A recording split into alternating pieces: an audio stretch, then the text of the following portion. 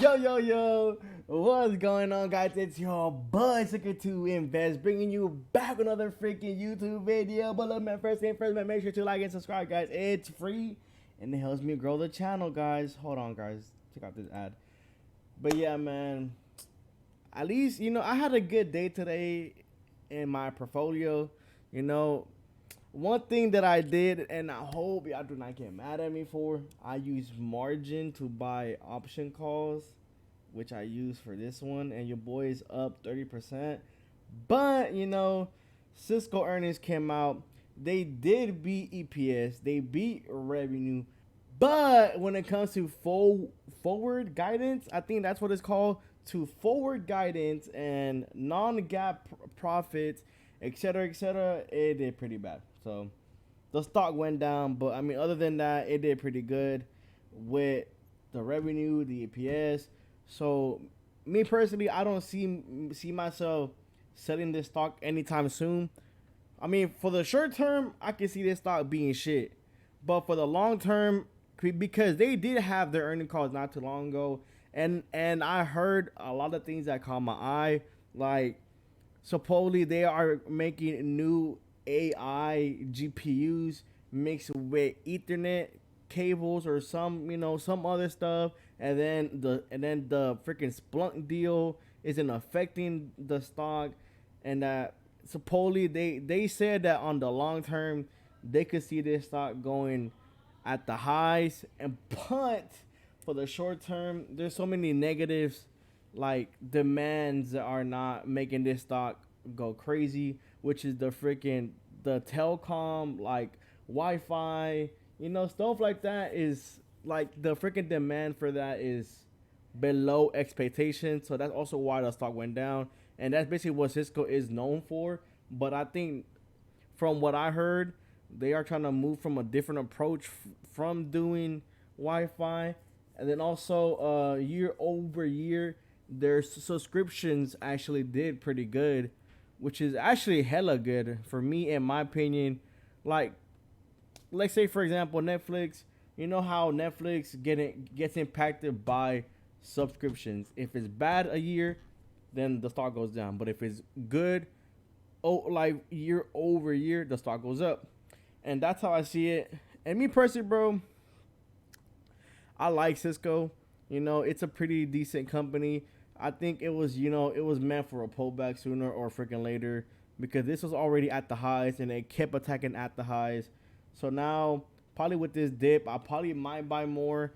I'm not sure. I kind of want to buy more Teslas actually, because I feel like sooner or later Tesla is actually gonna go shoot up to the freaking moon, and I'm not sure if I want to use margin to buy $1,000 worth of Tesla, but I kind of might probably put in more money into Tesla more than anything, because I did have at least close to $2,000 worth of Tesla shares, but with this one right here, I'm at the very low, and before I sold this Tesla shares, I was like around 220, 210.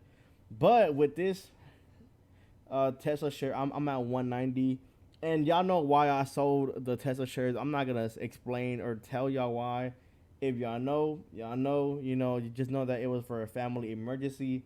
So don't be mad that I sold my shares and I bought it back.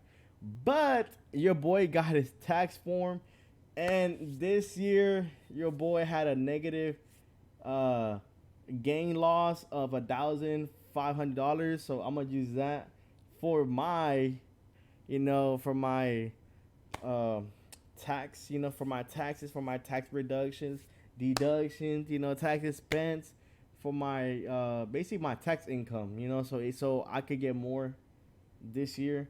And I made 44K this year, so I might get some back.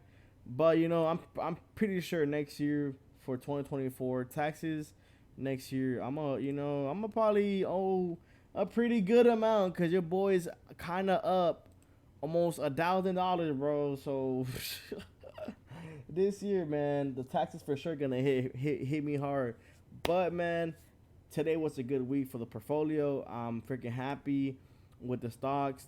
Palantir hit 25.30, 25.50. That's hella good.